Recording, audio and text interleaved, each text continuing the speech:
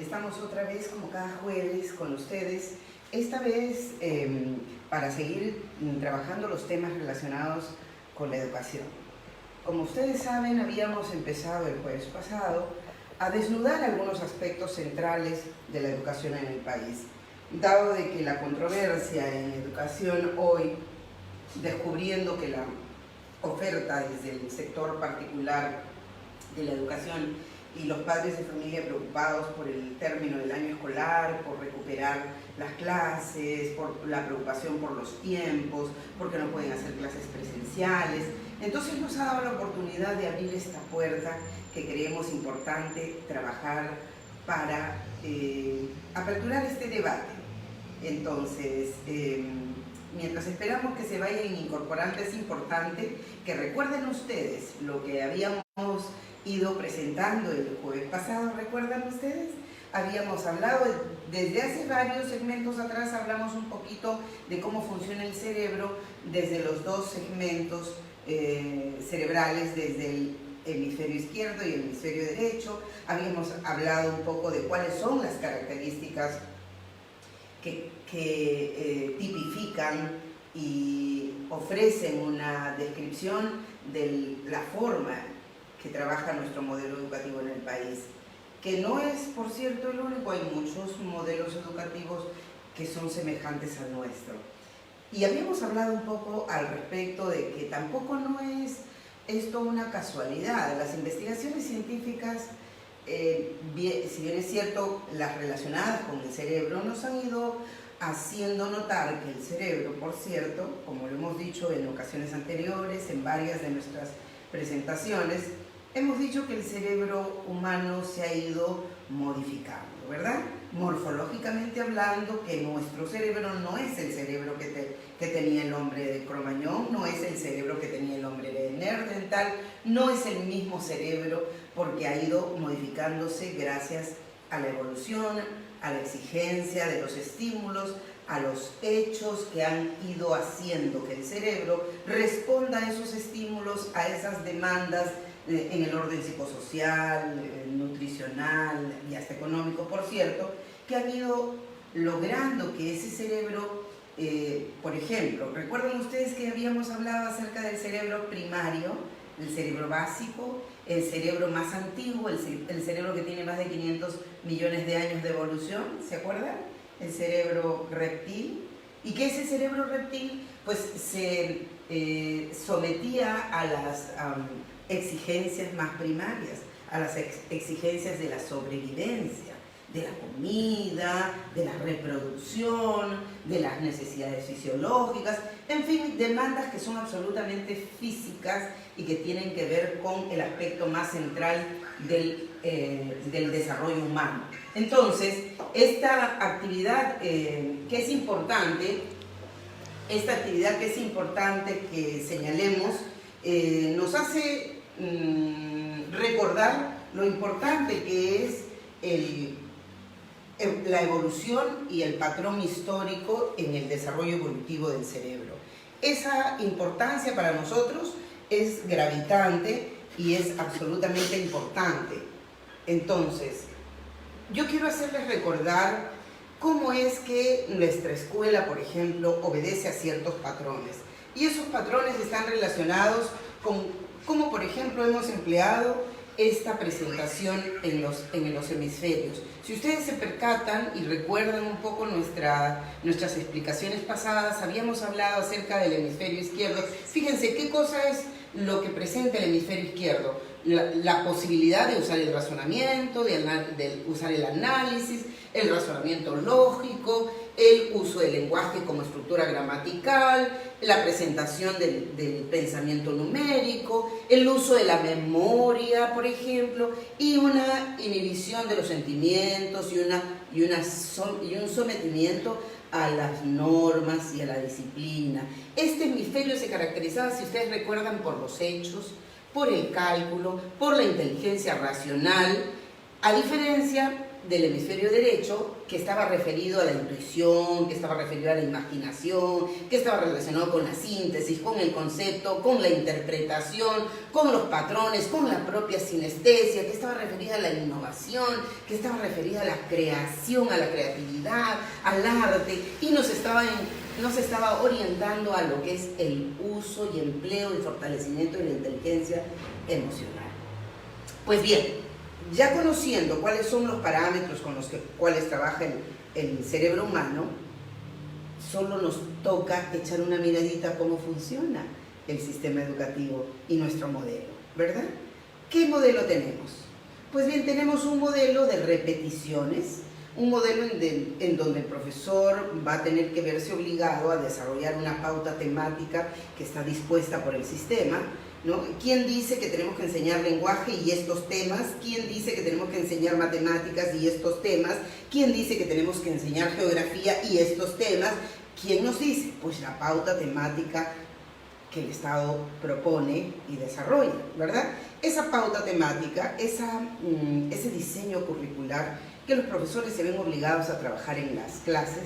Yo recuerdo y traigo a colación aquí un detalle muy significativo que los maestros saben perfectamente esto de lo que les hablo. Por ejemplo, ¿recuerdan ustedes que durante bastantes años, bueno, no tantos, pero por lo menos unos 7 años atrás venimos hablando de que el Perú está en una situación bastante poco interesante en los exámenes PISA, ¿cierto? ¿Recuerda usted que esos exámenes PISA están ubicando al Perú? Y recuerdo que muy bien el debate durante el periodo del presidente Alan García, cuando se habló acerca del último resultado en ese año, del último resultado del examen PISA, y se había ofrecido precisamente el resultado final, decía que el Perú se encontraba en el penúltimo lugar de los países en comprensión lectora y en habilidades numéricas, en razonamiento matemático.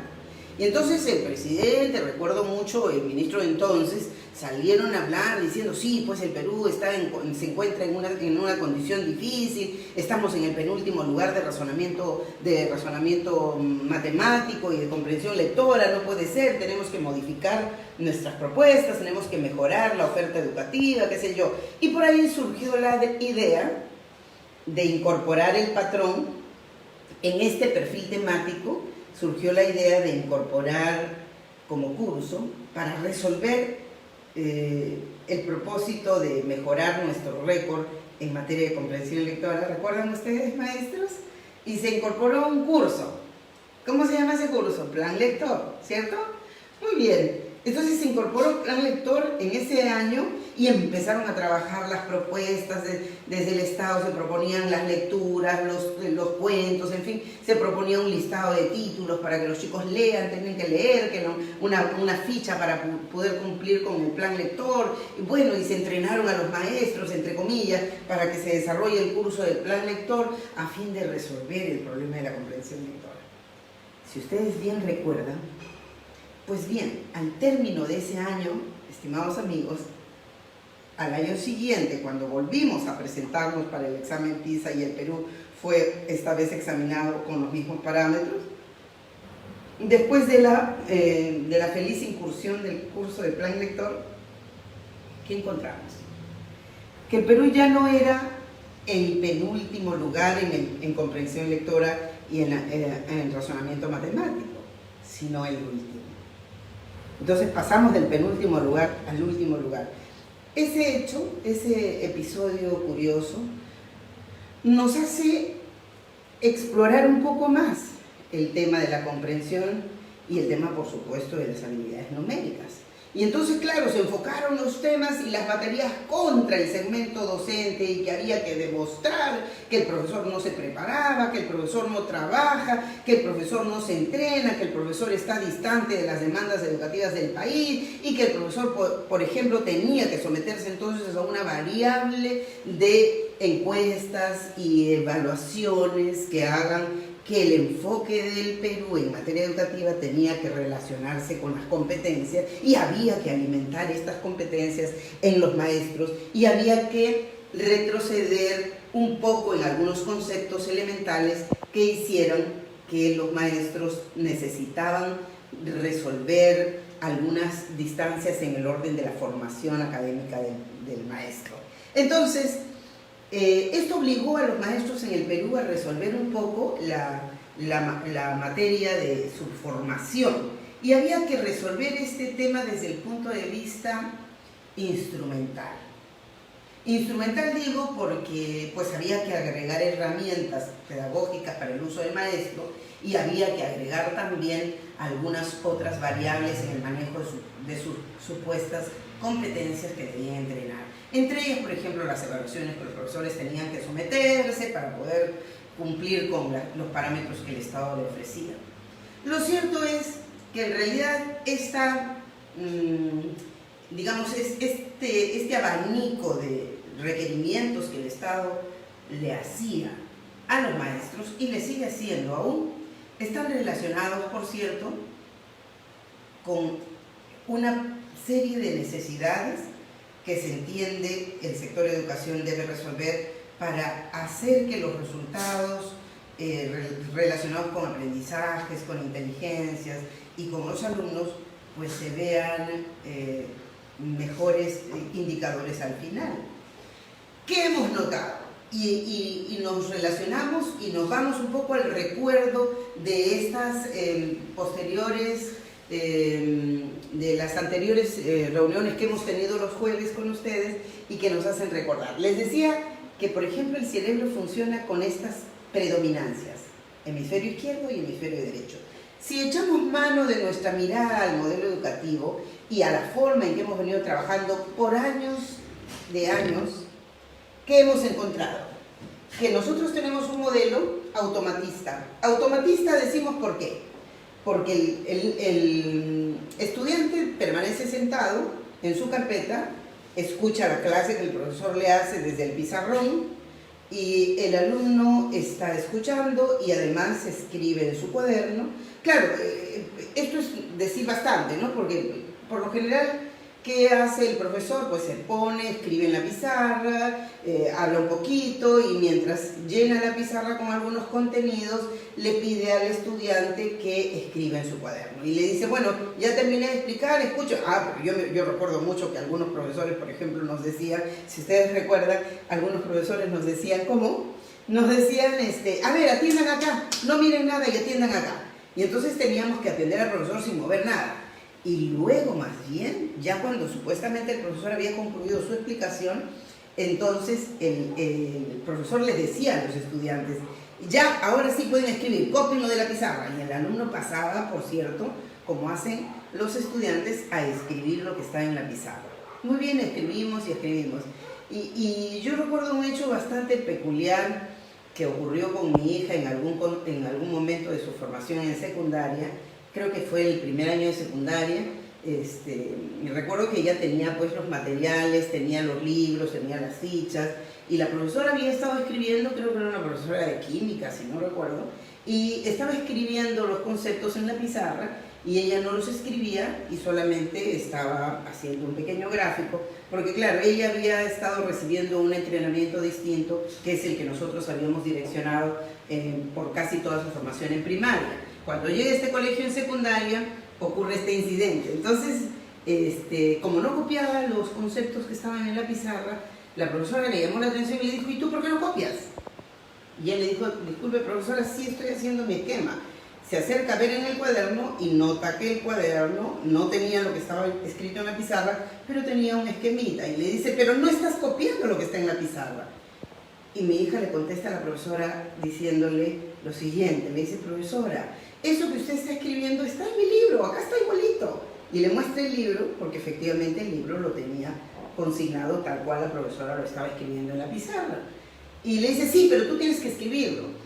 Y le dice, pero esto está en mi libro, y este es mi libro y yo lo voy a tener conmigo. ¿Por qué lo tendría que escribir? Yo estoy haciendo nomás un esquemita ahí para no olvidarme.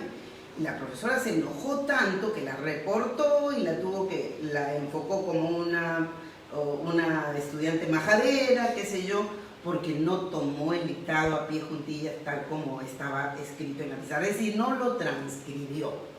Y esto que ha ocurrido con mi hija ocurre con cientos de miles de estudiantes en el país, que no copian el texto que el profesor muchas veces escribe en la pizarra. Obviamente que esto tiene que ver con una práctica y con un hábito. El padre de familia, cuando ve que su cuaderno ha desarrollado 4 hojitas y están solamente algunos esquemas, piensa, presume que no han avanzado. Dice, ay, profesora, no han avanzado nada. ¿Dónde están los temas? Solamente están los títulos. Y los profesores muchas veces tienen que sucumbir a las demandas de los padres de familia, que suponen que la transcripción en cantidades de conceptos tiene que ver con los datos informativos. Entonces, nos hemos acostumbrado en el Perú a desarrollar ampulosas descripciones y definiciones conceptuales que los profesores saben que están hechos en los libros, muchos de los cuales no se pueden entender porque son libros para los estudiantes, pero están hechos en un lenguaje que el propio estudiante, sin la contribución dirigida del profesor, no lo va a poder entender. Entonces, ahí hay una interesante controversia que debiéramos resolver. El libro está hecho para que lo entienda el estudiante. ¿Por qué razón no se escribe, no se redacta, no se define, no se usan los conceptos en el lenguaje y en la posibilidad que el estudiante lo pueda entender y lo pueda procesar adecuada y funcionalmente? Estos libros obviamente están hechos para que lo comprenda el adulto y el adulto se lo termina explicando. Y aquí me detengo un poco. Ustedes todos saben que cuando en el colegio nos reúne a los padres de familia, le dicen, sí, pero es importante la participación de los padres, porque los padres tienen que trabajar con sus hijos en la casa. Ciertamente, los padres participan de este trinomio, de este triángulo importante de intervenciones, porque claro, por un tiempo se pensaba que el aprendizaje era solamente una relación entre maestro y alumno, pero obviamente no ocurre así, porque sabemos que todos los que se consideran stakeholders del proceso educativo tienen que intervenir cada uno en su nivel de entendimiento, en su nivel de importancia. Por ejemplo, es importante el profesor porque es el manejador de la información y por lo tanto también del conocimiento. Es importante el estudiante, indudablemente para él trabajamos. Es importante la escuela porque la escuela ofrece un sistema. La escuela ofrece un conjunto de patrones con los cuales vamos a trabajar. Es importante la escuela. ¿Qué más es importante? La participación del padre de familia. No hay intervención productiva y útil y eficaz sin que el padre de familia intervenga. Por una sencilla razón, porque el padre de familia, la madre de familia son quienes organizan, son ellos quienes organizan el hábitat donde el estudiante se desenvuelve. Ellos son los que permanecen el resto de horas que el estudiante no está en clase. Ellos son los que están trabajando en el aula y que tienen en casa y que tienen relación con lo que preparan la comida, con lo que les dotan los espacios físicos para su descanso, con los que estimulan el proceso del uso del tiempo para repasar o qué sé yo. Entonces, el padre de familia es el que faculta, entrena, facilita, estimula el estado de ánimo y la conducta de los estudiantes. ¿Cómo podríamos obviar la intervención de los padres de familia? Pero, obviamente, como las demandas han ido creciendo y esta predilección por el hemisferio izquierdo ha garantizado y tenía que garantizar la intervención directa de los padres en relación con eso, había que orientarse a mayor cantidad de datos, había que orientarse a la mayor cantidad de información del dato, porque eso era lo más importante. Entonces el padre de familia asumía como una obligación y que el colegio pues le daba pues la pauta para la tarea, y el padre de familia obliga a los estudiantes en casa a hacer la tarea. Entonces quedamos, como habíamos visto en la reunión anterior jueves, ¿recuerda usted? La dosificación del tiempo de la escuela excedía totalmente al tiempo saludable que deberíamos tener destinado a las actividades de carácter más importante, y por lo tanto, si el colegio tomaba más tiempo, seguramente lo sacaba de ese tiempo que debería estar destinado a actividades indispensables. Entonces, para empezar por ahí, ya el tiempo está siendo un elemento de controversia y de contradicción en el producto que perseguimos. Si además vamos a destinar los esfuerzos de los padres de familia para dedicarse al cumplimiento estricto y rígido de la tarea, lo que significa que muchas veces las escuelas dicen, señora, pero usted tiene que hacer que el chico termine la tarea, porque no ha terminado la tarea. Sí, eso lo he visto muchas veces yo, las mamás, los profesores, en algunos casos, cuando notaban que el alumno venía sin la tarea completa, entonces incriminaban al padre de familia diciéndole, oiga, usted no ha hecho terminar. Y la escuela tiene un sistema de control. Si ustedes recuerdan, de un tiempo atrás, se ha incorporado en los colegios un factor que es operacionalmente funcional tal vez y le sirve a las escuelas. Se llaman los tutores. ¿Ha escuchado usted? Los tutores que se han implementado ahora en el esquema que pretende acercarse al modelo preuniversitario, y esos tutores tienen que ver con la persecución que se debe ejercer sobre los estudiantes para el cumplimiento de las tareas, ¿cierto? ¿Cuánto tiempo le tomaban las tareas a los estudiantes en casa? Habíamos visto que por lo menos entre 2 y 3 horas haciendo tarea, y a veces muchas más. Si esto es los que dejan toneladas de tareas, con lo que los padres muchas veces están de acuerdo, porque dice, no, ¿y qué va a hacer? Si no tiene más otra cosa que hacer más que hacer su tarea, que haga su tarea. Perdón, señora madre de familia, el niño, el estudiante, tiene que hacer también su vida. ¿Solamente es un sujeto de aprendizaje? No, es el hijo de la familia. Es el hermano de la familia, es el niño que tiene derecho a jugar, es el investigador que tiene derecho a disfrutar de investigar para que su curiosidad sea resuelta, es el ser humano que tiene que conectarse con otras cosas, que tiene que indagar, explorar, jugar, conocer, para mantener su curiosidad investigativa al máximo nivel, y esto que es en realidad el insumo básico del aprendizaje. ¿Cómo puedo aprender algo que yo no quiero aprender? Es como si usted tiene la casa con la puerta cerrada, ¿pueden entrar los invitados si usted tiene la puerta cerrada? Pues no, ¿verdad? Nadie puede entrar si usted tiene la puerta cerrada. Pues si yo no tengo ganas de aprender, el aprendizaje entrará en mí de alguna manera, efectivamente, pues no va a entrar nada que yo no quiera aprender. ¿Cierto? Muy bien. Y si yo no quiero aprender, ¿por qué sería? ¿Por qué sería que yo no? Usted mire, recuerde nomás un detalle muy, las mamás que tienen hijos muy pequeñitos, que tienen niños en inicial. ¿Recuerdan ustedes cómo salen los niños de inicial a su colegio el primer día de clases?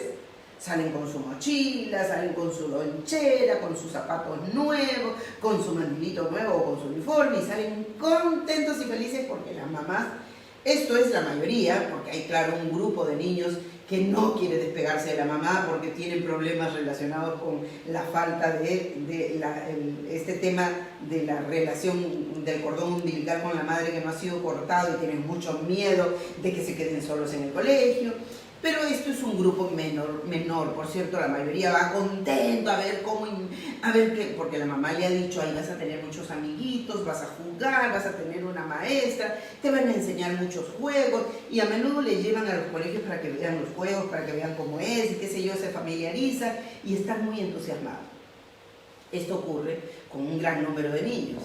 Pero a estos niños que vienen con una carga, con una curiosidad, con una estimulación, llegan el primer día, bueno, ahí no se despegan de su mochila ni de su lonchera, entonces, y empiezan a disfrutar lo que la escuela les da. El primer día es un poco de juegos, el segundo día va cambiando las cosas, y si el modelo que aplican en esa escuela tiene que ver más bien con sentarse y hacer la tareita y hacer las hojitas y pintar y hacer las bolitas y qué sé yo que les plantea la profesora, y cada vez que el niño se para, la Miss le dice siéntate, se vuelve a parar, siéntate, no te muevas de tu sitio, y lo vuelve a sentar en su lugar. Entonces, progresivamente, si nos salteamos, vamos a darnos cuenta que a la segunda semana el niño ya no quiere levantarse para ir a la escuela. al mes llega, ya no quiero ir, no me gusta, pero sí están tus amiguitos, no, yo no quiero ir a la escuela, no me gusta, la profesora siempre estoy haciendo, mi dedo se cansa, mi mano se cansa. Y así, muchos casos que conocemos que el niño ya no tiene más ganas de ir al colegio. ¿Por qué? Porque su curiosidad no está siendo resuelta. Porque esos afanes investigativos que le alimentan la curiosidad no está siendo satisfecha. No estamos diciendo, tú no me vas a decir qué aprender, yo te voy a decir qué es lo que tienes que aprender. Y al final terminamos marcando la pauta. Obviamente, esto pues no es responsabilidad del docente porque tiene que someterse a una pauta temática. Y esa pauta temática es la que corresponde al modelo, ¿cierto? Y entonces el profesor tiene que, es como estar entre la espada y la pared. Tiene que hacer esto, pues, y se da cuenta que hay una serie de dificultades que podría resolver, pero tiene que emplear estas herramientas que le han enseñado y que le han dado y que tiene que emplearlas. Yo saludo desde aquí a los maestros que hacen de su inventiva, que hacen de su creatividad su mejor herramienta para hacer que el aula sea realmente un aula de aprendizajes. No es lo que ocurre en todas las aulas del país, por cierto. Ahora fíjense, si efectivamente hemos notado esto, que hay entonces un aprendizaje tendenciado hacia un segmento, porque ustedes sabrán, por ejemplo, que ya no se usan los tiempos para el arte, porque a nadie le importa, no se usan los tiempos para la escuela formal, destinada, por ejemplo, al desarrollo de actividades que tienen que ver con el arte, como el dibujo, la pintura, la música. Solo muy escasas escuelas trabajan el arte, trabajan la música y trabajan el dibujo. A nadie le importa. No le importa a la escuela de desarrollo de arte, porque es como decir, es una manera de perder el tiempo. Entonces, cuando le falta un profesor, le dan una hoja al niño para que empiece a trazar y haga dibujos y haga. Bueno, cuando falta el profesor.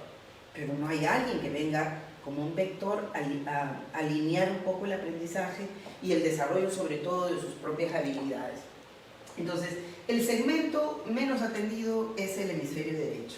Ciertamente, decía, es un modelo automatista, transcriptor, autoritario porque es un modelo jerarquizado, parte de una pauta, todos los demás tienen que obedecer, el profesor tiene que obedecerle a la dirección tiene que someterse a la pauta que el modelo educativo impone, no hay formas de utilizar otras herramientas, salvo las que de manera creativa el maestro puede emplear en su aula y que a veces termina un poco pisando callos y termina confrontando el propio sistema formal, ¿no? Jornadas largas, porque casi siempre las jornadas más largas son las que el profesor o el padre de familia cree que son buenas. Ay, sí, en ese colegio son muy exigentes, sí, porque los hacen ir temprano y terminan más tarde. ¿En tu colegio a qué horas es? No, en mi colegio entran a las 9 y salen a las 12 y ay, sí, no trabajan nada, qué vagos esos profesores. ¿Ha escuchado usted eso? ¿Esas afirmaciones, esos comentarios?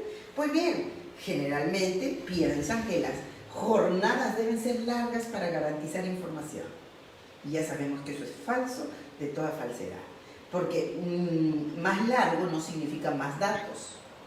Y les decía que el cerebro funciona de acuerdo a determinados parámetros. ¿Recuerda usted que el jueves pasado hablamos de las fases subsunsoras del cerebro? Que el cerebro no excede a 20 minutos. Y sin embargo nosotros tenemos jornadas de 1 hora y hasta de 2 horas. Porque les ponemos horas bloque, ¿recuerdan? Horas bloque. Es decir, de matemáticas de 8 a 10. Oiga, perdóneme, 2 horas de matemáticas. Le garantizo que solo 15 minutos de esas 2 horas han sido aprovechadas.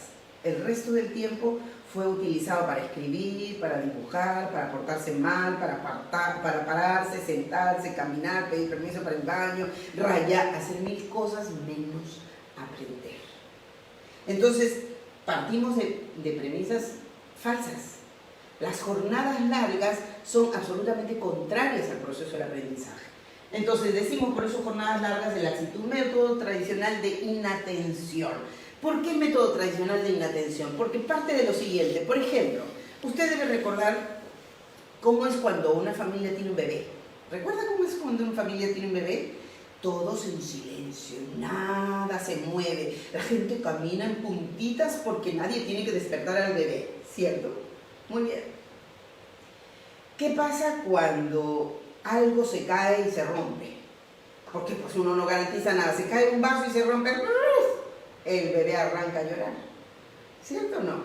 Ajá, muy bien. Decimos entonces que es lo mismo que pasa si usted está en el salón de clase donde se le enseñó y donde se aplica a pie juntillas que tienen que estar en silencio para aprender.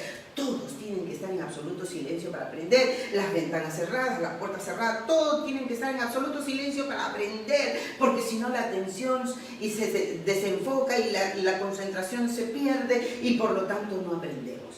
Y entonces sometemos al estudiante a una rigidez, está sentado en un aula lineal, porque las carpetas están una detrás de la otra, que ya es un problema, ¿verdad? Porque no miro a mi compañero, no interactúo, no interconecto, yo estoy así como si fuera que estoy formando en una escuela militar, y además tengo que estar en silencio, porque el profesor dice, silencio, no hagan bulla, silencio, no hagan... Bueno, porque esa es la manera. ¿Qué pasa cuando el profesor es innovador, es creativo y quiere utilizar otras herramientas y los pone a los alumnos a caminar, a bailar, a hacer cosas? Viene el director o el tutor o el auxiliar y le dice, ¿qué pasa? ¿Por qué hay tanta bulla en este salón?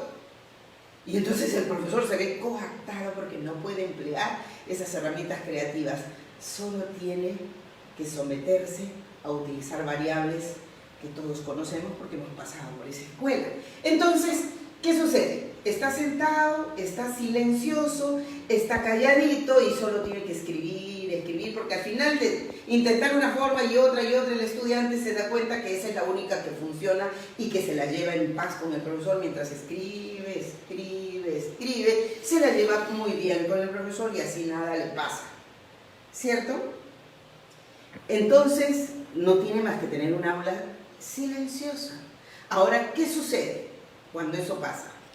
Sucede que si todo está silencioso y está en una actitud pasiva y está en una actitud absolutamente quieta, ¿qué está pasando en el cerebro? Se van a vencer los tiempos de la modorra. Porque ¿qué pasa cuando estamos en una misma actividad, estamos mirándole la misma cara al profesor, estamos escuchando el mismo tema, estamos sentados en la misma carpeta, estamos en un proceso al que le llamamos modorra? Y entonces el reflejo venoso, que tiene un ritmo, empieza a ralentizarse. Y cuando empieza a ralentizarse, ¿qué ocurre? Pues entra la modorra y le abre la puerta, porque hay un aumento de melatonina en el cerebro, le abre la puerta a un proceso que todos conocemos con el nombre de sueño. Y el estudiante empieza a bostezar, y como el estudiante es un jovencito, es un adolescente, es un puber, es un niño, lucha contra la modorra y se defiende de ella, bosteza, se levanta y bosteza, o si no habla, o si no dice un chiste, o si no le tira el borrador al que está delante. ¿Para qué? Para defenderse de la modorra. ¿Ah? ¿Y qué hace el profesor? Pues tiene que castigarlo porque no le puede someter, no lo puede dejar que haga esos disturbios, porque todo el mundo se ríe, todo el mundo rompe un poco esa cronobiología regular y le dice, siéntate, llamo, no molesta, qué sé yo, le llama la atención o lo castiga. ¿Se da usted cuenta? Pero claro, hay otros menos activos que este, menos atrevidos, y empiezan a pedir permiso para ir al baño. Profe, baño. Al baño, una vez. Al baño, 2 veces. Al baño, 3 veces. Y entonces el profesor, oiga, ¿usted quiere ir al baño toda la clase? ¿Qué le pasa? Y ya no le da permiso para el baño. Y entonces por ahí el colegio se inventa una magnífica fórmula para que no vean. No hay permiso al baño, no hay permiso al baño porque ya nos hemos dado cuenta que salen por gusto. Entonces no hay permiso para el baño porque van en el recreo y ya todo el mundo va al baño. Y en realidad es arbitrario. ¿Cómo se llama eso? Modelo jerarquizado, autoritario, ¿verdad? Entonces decía yo, método propio de inatención, porque si algo está rígido, si algo está concentrado, si algo está enfocado en un momento así de laxitud, ¿usted cree que la atención se va a conservar? No. Entonces, esta atención donde hay quietud, donde hay permanencia, donde hay rigidez, viene, imagínense, en pleno silencio, el profesor hablando, pasa un zancudo y empieza a... ¿Qué pasa con el zancudo? Todo el mundo voltea a mirar el zancudo porque es el ruido que lo saca de la concentración. Entonces, tenemos un proceso de atención fuerte o de atención frágil, en realidad. ¿Es fuerte o frágil la atención? Pues frágil.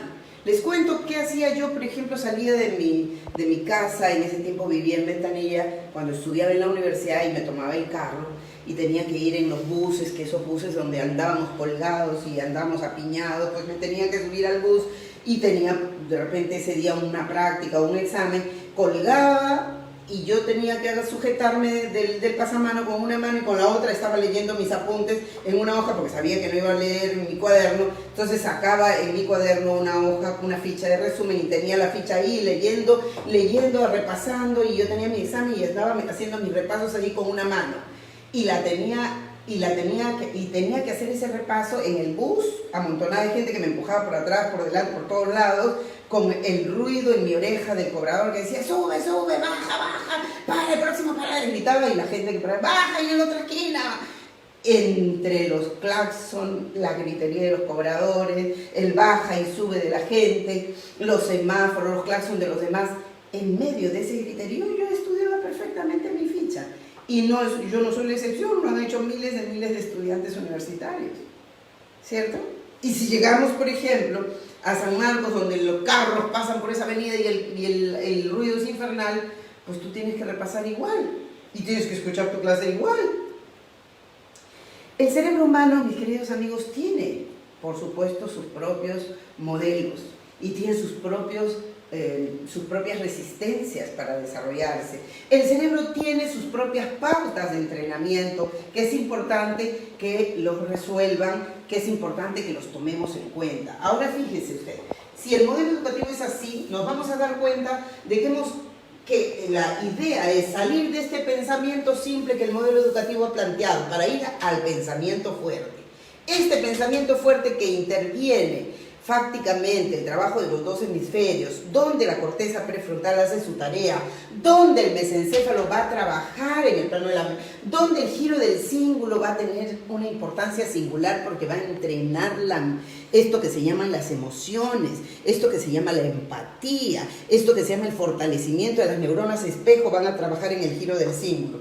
Todo esto va a desarrollar una serie de neurotransmisores que van a estar vinculados a esta sinapsis, a este proceso electroencefálico que ocurre en nuestro cerebro, que ocurre y que va a desarrollar, por cierto, el producto llamado aprendizaje. Van a tener intervención las acetilcolinas, la hormona psicodélica endógena, las dopaminas, la oxitocina, las endorfinas, la serotonina y la fenilalanina, que es una sustancia sumamente importante para la intervención cualitativa del producto del aprendizaje. Muy bien, entonces sí. Lucho Jiménez dice, buenas tardes, a derrotar mitos. Muy bien, buenas tardes, Lucho. Bienvenido, bienvenido. Estamos justamente yendo al corazón del modelo para derrotar esos mitos, ¿verdad? Javier Valencia dice, atento a tu esclarecimiento. Muy bien, ¿cómo está Javier? Bienvenido. Estamos tratando de esclarecer y poner en debate un tema que nosotros creemos que es sumamente importante. Mirta Arteaga, estoy atenta, saludos. Querida Mirta, un placer tenerte aquí. Qué bueno que nos acompañes. Muchas gracias. Elizabeth Alarcón, buenas tardes, doctora Victoria, presente en esta nueva conferencia. Gracias, Elizabeth, una maestra, una magnífica maestra, creativa, innovadora, que está por otros lares en el mundo haciendo su propio trabajo. Muy bien, Elizabeth. Viviana Díaz, buenas tardes, doctora Victoria. Vivianita, muchas gracias. Gracias por estar ahí. Carlos Bryson, felicitaciones, doctora Victoria. Muchas gracias, Carlitos, qué bueno, vamos a hacer efecto multiplicador. Ayesha Juliana dice, querida Victoria, siempre un gusto y una alegría verte y seguir aprendiendo tanto. Abrazos cariñosos. Gracias, Julianita querida, un abrazo muy grande, y estamos juntas y estoy segura de que esto puede reproducirse para beneficio de muchos. Gracias por estar ahí. Marisol Santibáñez dice, mis felicitaciones, mi querida Vicky, siempre aportando temas muy importantes y esenciales. Bendiciones. Gracias, Marisol, mi querida Marisol, gracias por acompañarnos, siempre presente. Muy bien, muchas gracias, feliz de tenerlos. Muy bien, entonces les decía que es importante que consideremos algunos aspectos centrales en esto. Fíjense, ya estamos entrando a hablar de estos neurotransmisores. Los neurotransmisores tienen que ver con este producto del pensamiento fuerte que nosotros queremos propiciar. Ya salimos del pensamiento simple al pensamiento fuerte, donde sabemos que hay una serie de neurotransmisores que van a hacer su parte de la tarea. Ahora vamos a ir enfocándonos entonces a lo que realmente nos parece que tenemos que pisar el acelerador para lograr que este propósito sea beneficioso para nuestros estudiantes, para este proceso al que llamamos aprendizaje. Y queremos enfocarnos en esto que se llama las habilidades del pensamiento. Hemos venido entendiendo que la memoria, que la inteligencia... ¿Se acuerda usted? Antes pensábamos que la inteligencia era una especie de caja negra con la que uno nacía.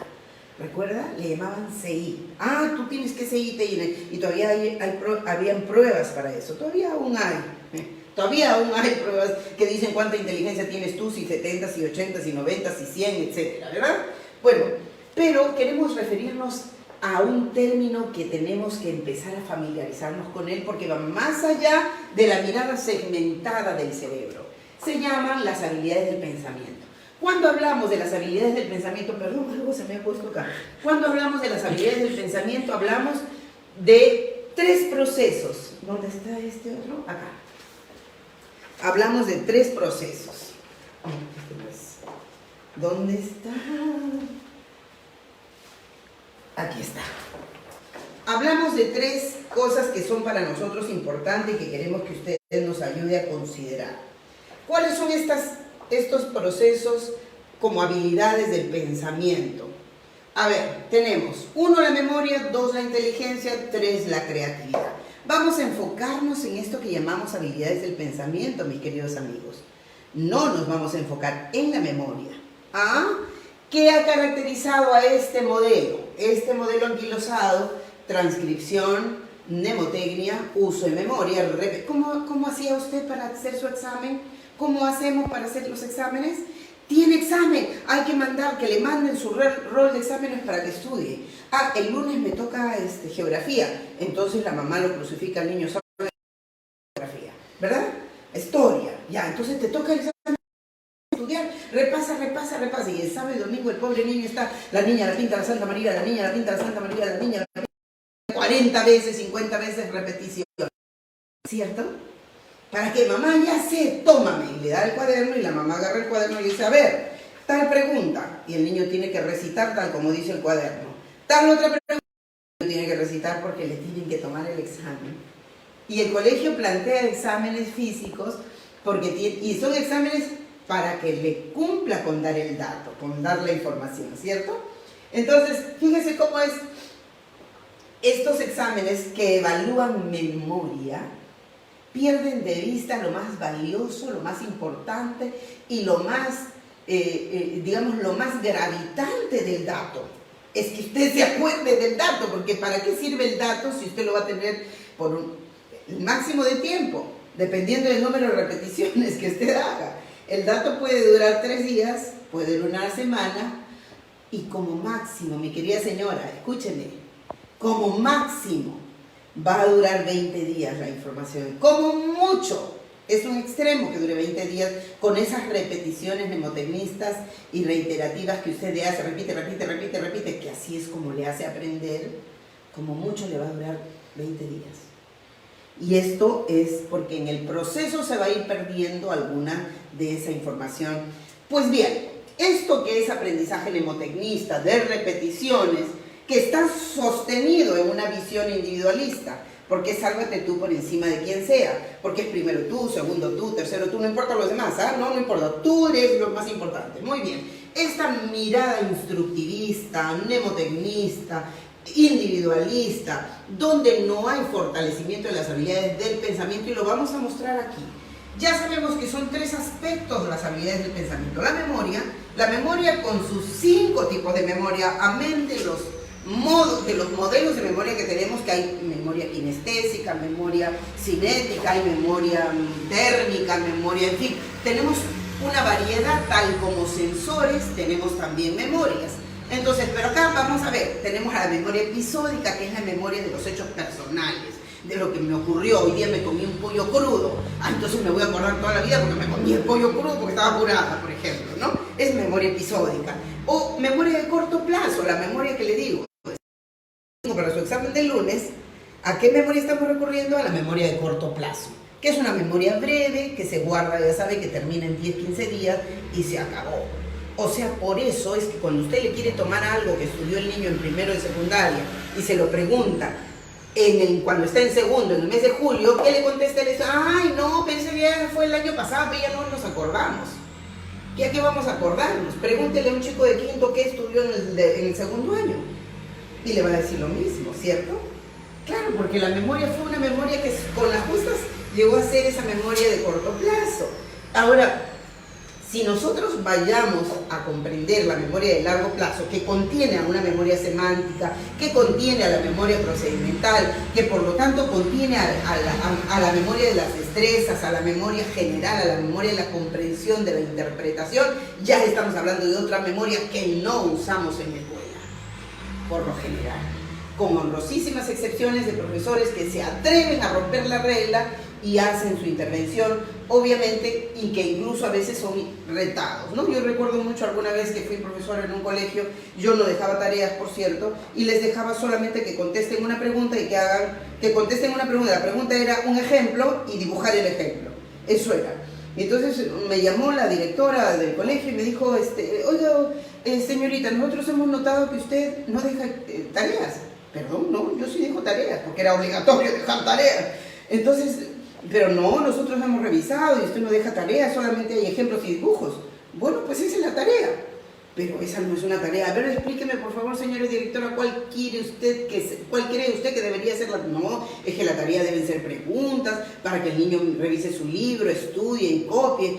Ah, no, si ustedes creen que yo tengo repeticiones y depósitos en vez de estudiantes, no. El aprendizaje para mí no se hace en la casa, el aprendizaje se hace en la escuela. Para mí el aula es el laboratorio y ahí es donde yo logro que el estudiante aprenda. Entonces me va a disculpar usted, pero esa es mi forma de hacer la tarea. Si el promotor, porque una escuela privada, si el promotor no está de acuerdo, entonces le dejaré las horas y me iré, haga usted una encuesta entre los estudiantes, me someto a la evaluación y pregunten a los estudiantes si saben los temas que hemos desarrollado. Si los alumnos no saben nada de lo que hemos desarrollado hasta el momento, entonces me voy y presento mi renuncia. Entonces, en realidad el promotor, la directora conversó con el promotor dijo, bueno, entonces hay que someterla pues, a una encuesta, porque hay que ver si ella dice que por acá hicieron una encuesta, y mis alumnos sabían de pe a pa todo lo que habíamos hecho. Porque le probé. ¿Qué le probé? Porque hacer un ejemplo es mucho más sencillo para un estudiante en vez de escribir media hoja o 3 hojas. Pregúntele a un estudiante, ¿le gusta escribir? No, le van a decir todos. Pregúntele al estudiante, ¿le gusta dibujar? Pues a todo el mundo le gusta dibujar. Es más, yo les decía, ustedes dibujen, no importa que les salga horrible, yo tampoco sé dibujar, pero es necesario que dibujemos. Si yo hago los gráficos aquí y trato de dibujar, háganlo usted como les salga. De arte, solo hagan el dibujo que está en su cabeza, de la imagen que su cabeza produce. De lo que quiera, sí, de lo que quiera. Ay, amis, entonces hacían sus mejores esfuerzos dibujando. Y los ejemplos pueden ser cualquier ejemplo, no me importa. Quieren dibujar personas, dibújenlos a las personas dibujen a las personas con ropa, no las dibujen calata, porque ahí sí nos vamos a asustar todos. Entonces se reían, participaban con alegría de la clase, aportaban sus ejemplos y lo hacían con alegría. Entonces fíjense, esto que es la memoria, es una memoria que trabaja sostenida con un elemento fundamental. ¿Cómo se llama ese elemento fundamental? Aquí está. La memoria funciona con emoción. La emoción gatilla la memoria. Lo dice Gen Matsumoto, el creador del diseño neuronal. Lo sostiene John Pearce con una cosa muy interesante porque ha logrado descubrirse con algunas investigaciones que se recuerda el 70% de lo que ha significado, de lo que se ha recogido con emoción, se recuerda hasta el 70%. ¿Correcto? Se aprende el 70% si viene con emoción. Si viene con uso de metáforas, hay evaluaciones al respecto. Si se usa la metáfora, la comparación, las anécdotas, se recuerda el 86%. Y se recuerda hasta el 91% si además de la emoción hay una relación personal, cercana, que me obliga a actuar.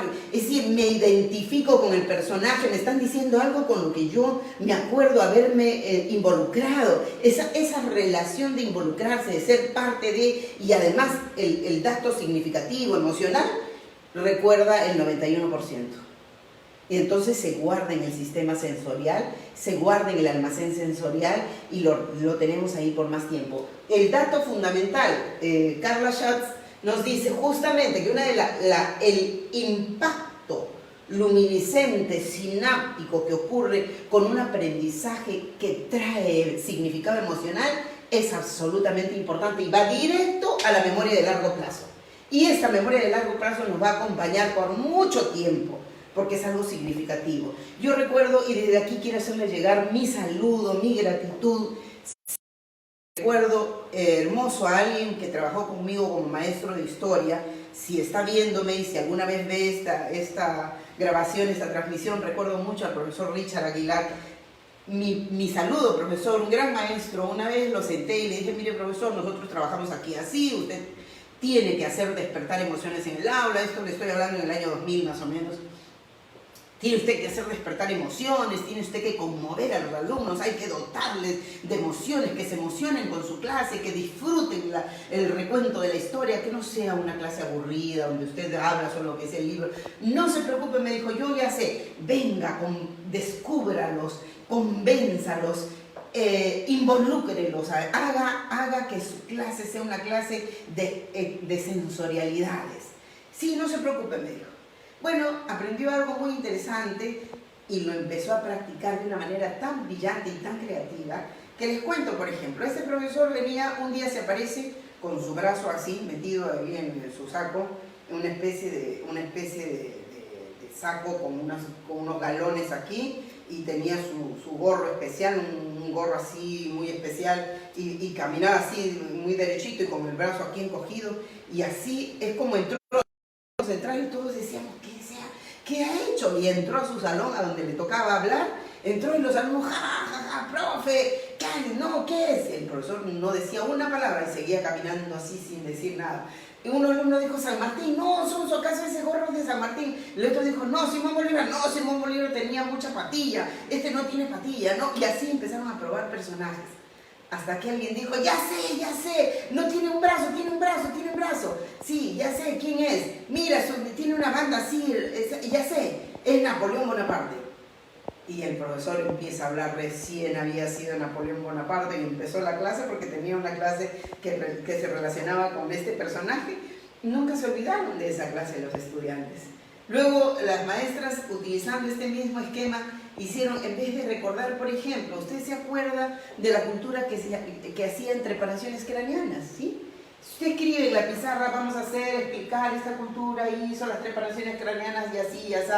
Bueno, los alumnos lo leerán, lo escribirán, se acordarán 2 días, 3 días y ya está. Pero si usted ve a un paciente echado allí con un poco de salsa roja en la cabeza, que está con una tela así encima nomás, y viene alguien tipo con la forma vestido de un curaca, con su piedra obsidiana larga, y que le hace esto y empieza a salir la pasta de tomate de la cabeza para asemejar a la sangre, y le abre así y destapa algo que ya se había preparado, y destapa la cabeza y empieza a hacer operaciones adentro, y luego lo vuelve a poner y le hace como si estuviera haciendo la operación, y alguien menciona y narra todo este procedimiento mientras este personaje hace esa intervención, y luego alguien dice, esta es la trepanación craneana que se hacía para curar enfermedades y lo hacían nuestras culturas, y empiezan a hablar. ¿Usted cree que se va a olvidar de esta clase? ¿De esta clase operacional se van a olvidar los estudiantes? Pues no se van a olvidar, ¿cierto? ¿A qué le estamos llamando entonces? Esa clase es una clase de emociones. Diga. Viviana Arista dice, excelente doctora Vicky, seguir aprendiendo de usted después de tantos años, qué gusto me da verla y escucharla, éxitos y bendiciones, doy fe, excelente profesor, lo dice una ex alumna. ¡Ay, qué lindo! Me encantó Vivianita, muchas gracias por testificar, excelente, así es como lo hicimos, muy bien. Javier Valencia dice, Richard Aguilar, innovador nato. Muy bien, gracias por recordarlo, muy bien. Amelia Larcón dice, atenta a tu conferencia, querida Victoria. Gracias. Williams Enrique Sánchez, buenas tardes doctora, gracias, siempre muy didáctica y una pedagoga eficiente. Muchas gracias. Muchas gracias por acompañarnos, ¿cierto? Carlos Noriega dice, comiendo heladito y viendo la victoria de la mente en familia, Muchas a gracias. derribar esos mitos. Muy bien, a propósito, quiero saludar, muchas gracias a Carlos Noriega. A propósito, aprovechamos de saludar, por supuesto, a una gran maestra. La señora de Noriega es una maestra que nos detallaba un aspecto. Yo quiero saludarla aprovechando esta transmisión porque nos compartió una experiencia que nos hizo recordar algunas otras experiencias de aula. Por ejemplo, una manera de convocar el interés de sus estudiantes no era como lo hacen a veces muchos, llamando Pedro, Juan, María, no, sino había que convocarlos con algo que le llame su atención, con algo que los involucre, ¿no? Algunas maestras cantan, otras hacen movimientos. Pues bien, la señora de Noriega, una gran maestra, les tocaba palmas y saltaba haciendo media vuelta para que los estudiantes se pongan pilas y puedan capturar así el interés y empiecen a escuchar la clase. Mi saludo, maestra, mi reconocimiento y gratitud, como muchos, seguro miles de estudiantes que han aprendido en sus manos. Esa es la creatividad que queremos de los maestros, sí. Olga Rodríguez de Muñoz dice, hola, te veo desde Venezuela, excelente conferencia, saludos. Muchas gracias, Olguita querida, muchas gracias, qué placer tenerte aquí, gracias por acompañarnos. Elizabeth Alarcón dice, así es, Victoria, para lograr que el niño aprenda debe ser un aprendizaje significativo. Muy bien, Elizabeth, muy bien, estamos en eso. Entonces ya sabemos que la emoción gatilla la memoria, activa la memoria, empuja la memoria. Lo dice Gen Matsumoto, que es el creador del diseño neuronal, el hombre que está haciendo ahora todo, es el causante de que veamos cómo se produce ese pensamiento dentro de nuestro cerebro. Él muestra con cámaras especiales cómo el pensamiento toma colores y se vislumbra ahí la participación de los neuroconductores y nos habla de esos vehículos a los que llamamos diseño neuronal. John Pearce nos habla de este porcentaje. Como ustedes verán, la emoción funciona para guardar memoria, pero la inteligencia que hemos trabajado, solo la inteligencia racional, y hemos dejado de lado la inteligencia emocional, ¿verdad? Del hemisferio derecho. Pero ya sabemos que esta inteligencia que contiene las inteligencias aleatorias, que hace también que las habilidades lógicas, las habilidades de abstracción, las habilidades de síntesis, porque hemos dicho que el hemisferio derecho es el causante de entender lo que está pasando acá. Este de acá interpreta lo que pasa acá. Este de acá hace síntesis. Concluye, arma, complementa, construye, elabora estos puentes. Sin esto, todos los datos son rígidos y fríos y desconectados. Entonces, esto que llamamos inteligencia, que tiene que ver con esta inteligencia emocional, va a ser el causante de que todos los datos del hemisferio izquierdo se amalgamen, se entiendan, se interpreten, tengan significado. ¿Cierto? Entonces, ¿esta inteligencia racional funciona para hacer el pensamiento fuerte? No. ¿La inteligencia emocional funciona para hacer esa fuerza inteligente, creadora? Solita tampoco. Necesitamos el otro hemisferio, necesitamos ambos hemisferios. Entonces, la inteligencia será el resultado de ambos, del trabajo de ambos hemisferios. Pero acá hay un dato, muy bien, la memoria ya está, ya entendimos, la inteligencia, pero hay un factor elemental al que no hemos destinado ningún esfuerzo, se llama la creatividad, la creación. En realidad es la creación la que resuelve conflictos, la que resuelve problemas. Fíjense, hoy vivimos una pandemia difícil de sostener que ha costado miles de vidas en el mundo y en diferentes países, ¿verdad? Existe un protocolo establecido por la Organización Mundial de la Salud, una manera de abordar el problema, manera que ha sido empleada por muchos países y que está fracasando, ¿cierto? ¿Qué necesitamos? Que los médicos, que los expertos, que los neumólogos, que los infectólogos, que los especialistas en las diferentes materias se pongan a pensar y redescubran su carrera, su ejercicio de la medicina y planteen modelos alternativos que salven vidas. Y eso es un esfuerzo de creación. Este esfuerzo de creación de la que habla John Dewey, de la que habla Pearce, de la que habla Gregory, de la que habla el Research Process, es una unidad de investigación que ha trabajado en lo que es resolución de problemas, Jimmy Katagata, igual que habla el Kawakita, que son investigadores que están relacionados con cómo probarnos que la creatividad, la creación, movilizan neuroconductores. ¿Y cuáles son los neuroconductores que movilizan? Les voy a mostrar aquí en la mano, simplemente para no colocarlos, pero les voy a mostrar aquí, por ejemplo, la acetilcolina.